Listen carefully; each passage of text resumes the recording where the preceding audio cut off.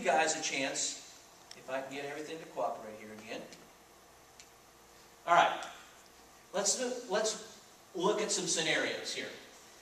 I'm going to go through a few of these. The star will show us where we are in relationship to the storm. Good grief, nothing's working for me today. Okay, our star is here. We're kind of in the hook echo of that storm. The storm is following off in the direction of the rain, so the storm is moving off this direction. North will always be up. The shaded area will show us what direction we're looking, so we're looking south. And then the picture shows us what we see as we look that way. So we'll go through our aces on these. All right, our awareness, obviously we've got a tornado. Which direction is it moving? If we're here, looking south, the storm's moving that way. Is it moving left, right, or right at us?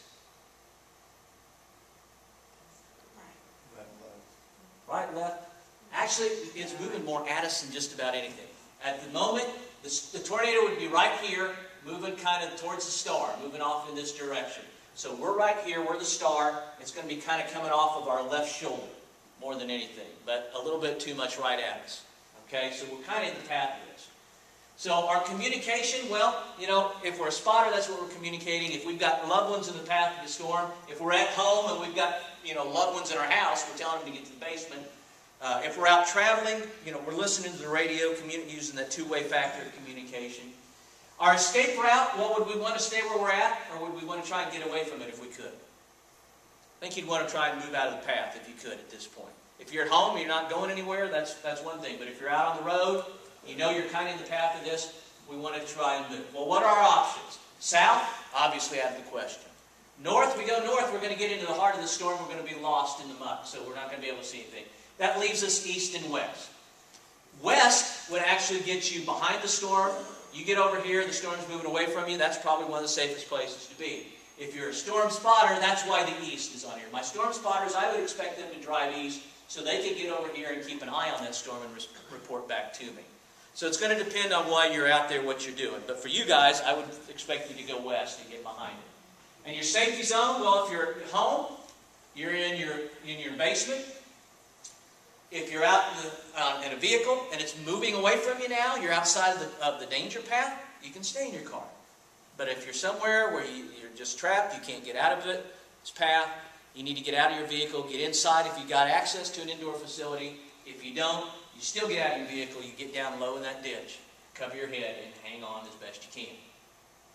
Here's another. Okay, our awareness on this, don't have a tornado yet, what do we have? What's our cloud feature?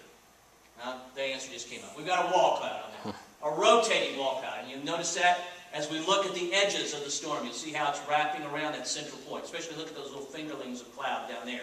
You'll see that that's rotating. All right? We're here. The storm is falling off in the direction of the rain. So could we stay put? Yes, we could. We're outside of the path of this. As long as we stay vigilant, make sure it doesn't make any sudden turns, any sudden movement, we're fine right where we're at. So our escape route, can we be staying put? We can be moving south to give even more distance between us and the storm. Our safety zone, well, if we're at home, I'd still say get to the basement just in case. If we're in a car, we're probably good right where we're at as long as it doesn't move our way. Sometimes it's not always obvious. Our awareness here, there isn't much. A bunch of SLCs, a bunch of scary looking clouds. Our escape route, well, that's going to kind of depend. If we're here and this is where our business is, we're fine. But if we're here and our business is actually up here, what are we going to do? We're going to drive into it? Well, that's one of the worst things that you can do. If you have no idea what's in that storm up ahead of you, you have no business driving into that. Because if you had, what you would have found out is there are not one, not two, not three, but 4 areas of rotation within that mess of cloud that we were looking at. All of them capable of producing a tornado. How are you going to know that? Well, that goes back to the awareness, the communication, knowing what we're expecting that day, paying attention to the radio. If there's anything severe out there, there's going to be spotters on that. They're going to be talking about it on the radio. They're going to tell you, and knowing your position in relative to the storm. If you know you're down here and they're talking about areas of rotation off ahead of you, quit traveling down that road. Stop, pull off. Give that storm a chance to clear your path before you go driving into it. Really not easy at night. All right, you're driving on the turnpike. You got this ahead of you. If you just missed that lightning flash, wait for the next one here in just a second or two. Hello. All right, our awareness awareness now is obviously a tornado. Our communication, well, our communication we have to be listening rather than talking on this one. Knowing where the storm is headed, that type of thing. Our escape route, all right, we're headed northeast, we're back here, the storm's up there, what do? Stop. Or maybe at least slow down. You don't necessarily want to stop right on the turnpike itself unless you can get to a service area. But stop. Slow down, I'm trying to say, and don't catch up with the storm. All right? Give it a chance to get out ahead of you. Your safety zone, you don't need one right now. You're staying fine in your car. You're not always going to have to just run and hide in shelter anytime storms threaten. Knowing where it's at, knowing if it's headed your way or moving away from you, that'll tell you a lot. That goes back to that awareness. All right? Squall line now instead of a supercell. All right? You're here where the star is, and your destination is here. Okay, there's no option to come back to Wichita or whatever. You got to get down here to Medicine Lodge, let's say. All right, so we're not going to outrun the storm. So what do? Now we do stop. That's what we talked about before. If a squall line's coming your way, it's got enough force coming at you with the winds on its own. You don't need to be adding to the force of the winds by driving into it as well. So you stop and you point that vehicle directly into the wind. All right? Your escape route, we don't have one. We're going to stay where we're at. Your safety zone can be good inside the car, as long as, again, you remember those safety tips we talked about. You're outside one of the big vans that appraisers drive around in, I've seen. You don't want to be taking that in broadside. You want to be taking it directly over the top of the vehicle, directly on the front windshield. So could we do that right here where we're at alongside this road? Could we just stop and point the van directly into the wind here? Any reason we couldn't? How about a little right there? Either telephone or power pole with lines right over the top of it. There you can kind of see the lines at the edge of the slide. So you wouldn't necessarily want to be on that side of the road, but as long as you're on that side of the road directly facing into the wind, you'd be a lot better.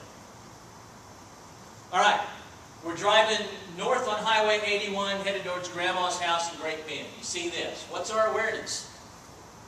We have anything that we can tell there? No. Bunch of scary looking clouds, bunch of mess. So our communication, well, communication implies listening too. We could turn on the radio. If we can't find a local channel that's talking about that, we could call Grandma and say, Grandma, we're going to have to stop and pull off the side of the road and let this storm clear our path before we head on.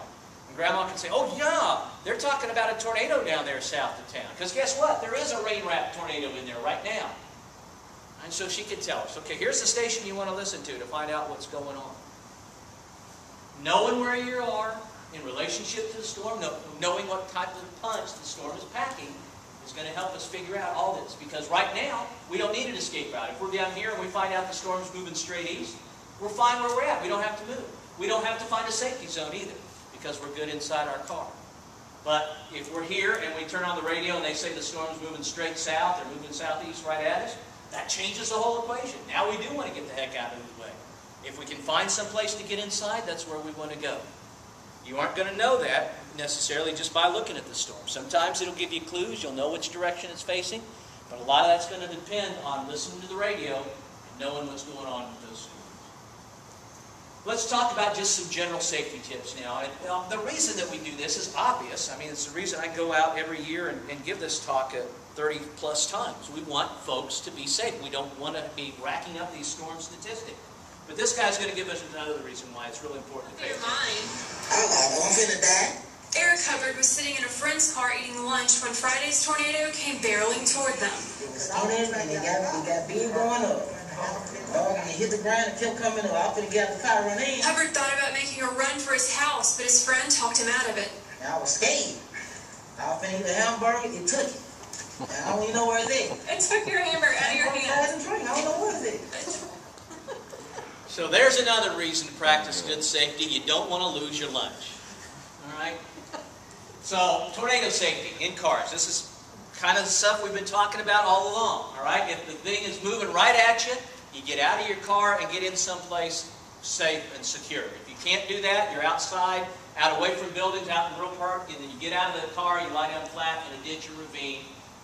Don't try and outrun a tornado. Okay? But if we know we're right in the path of it and we know we've got enough time, then by all means, If you're mobile, get in that car and drive away from it at right angles. Not all, most of them are going to move from the southwest to the northeast.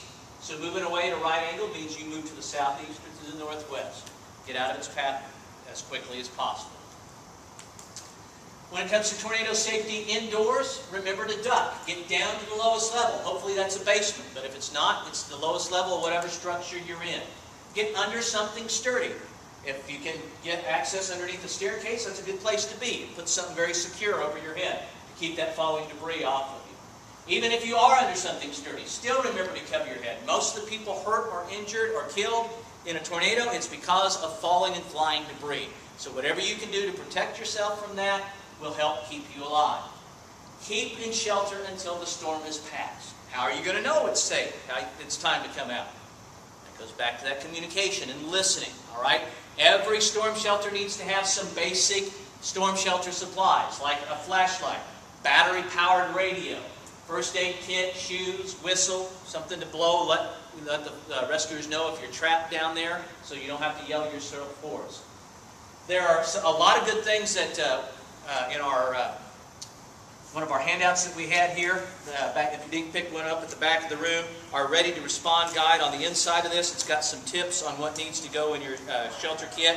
You don't need everything that's on there, but just gives you an idea of some stuff that you might want to put in there.